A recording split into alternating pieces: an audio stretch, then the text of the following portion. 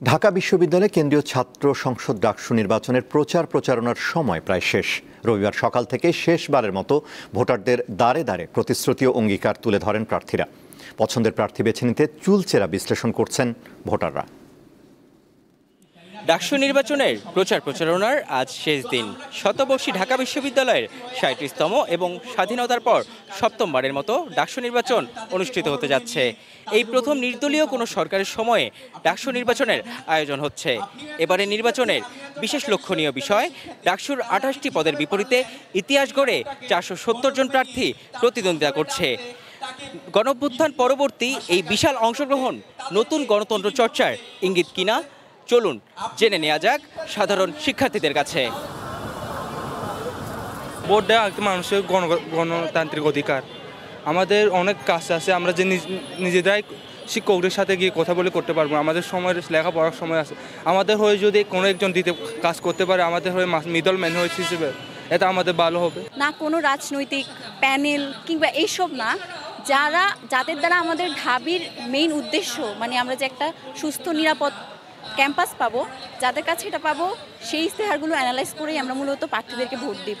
আমার নেতা, আমার যে প্রতিনিধি, সে অবশ্যই আমার ভোটে নির্বাচিত হতে হবে, যাতে কারচুপির কোনো সুযোগ না থাকে। আমি এটার জন্যই ভোট দিতে আসবো, কারণ আমরা তো এত বছর দেখেছি, মানে যত নির্বাচন গেছে আমরা সেগুলোতে দেখেছি যে যখনই ভোট দিতে কেউ না গেছে তার ভোটটা অন্যভাবে দেওয়া হয়ে গিয়েছে।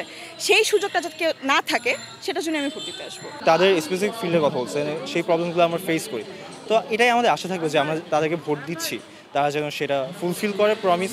আমি এটা দেখেছি যে প্রতিটা পদে পদে আমরা যারা বিশেষ চাহিদা সম্পন্ন জনগোষ্ঠী রয়েছি, তারা অন্যান্যদের থেকে বেশি অবহেলিত এবং কি অধিকার বঞ্চিত। আমি চেষ্টা করব তাদেরকে তাদের সেই অধিকারটা ফিরিয়ে দেওয়ার জন্য। এই সময়ের মধ্যে যদি তাদের মানে আপনাদের আশা আকাঙ্ক্ষা পূরণে তারা ব্যর্থ হয়, তাহলে তাদের দায়বদ্ধতার মধ্যে কিভাবে আনবেন আপনারা? এইটা আমি মনে করি যে গণতান্ত্রিক যে ব্যবস্থাটার এটা একটা ত্রুটি। কারণ যখনই হচ্ছে মানুষ তো অনেক কিছু ইশতেহার দিচ্ছে, এমনকি অনেকজন হচ্ছে অনেক প্রার্থী এমন ইশতেহার দিচ্ছে যেগুলো আমরা জানি যে এগুলো আসলে ১ বছরের মধ্যে বাস্তবায়ন করা পসিবল না, কিন্তু তারপরেও তারা দিচ্ছে।